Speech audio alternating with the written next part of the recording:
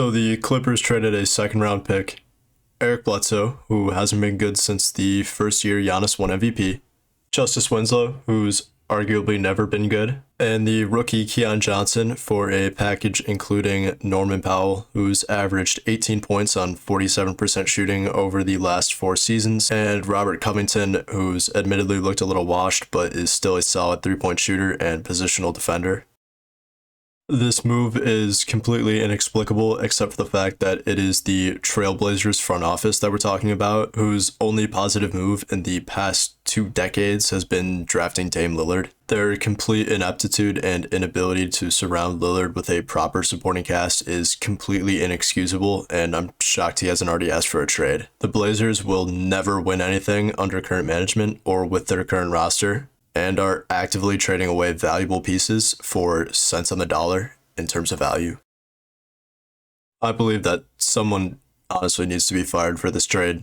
The only reason it was made is to avoid the luxury tax, which is understandable, but could have been achieved with a much better trade that returned real value. The Blazers got robbed, and the Clippers have added 2 very solid rotational players to a roster that has 2 top 20 players coming back from injuries at some point, either this year or next year. Now onto the Clippers side of things. This trade is very interesting for them as it adds more wing depth, which is never a bad thing in the NBA, but means they still don't have a true point guard on the roster, which is relatively concerning. Having this true point guard would be invaluable since Kawhi and PG shouldn't necessarily be the lead ball handler, especially when it comes to the playoffs. Not that they are incapable, but their skill sets more so revolve around scoring opposed to facilitating. The only caveat to this idea is that Reggie Jackson's proving he's still a solid player, averaging 16 points on mediocre shooting splits.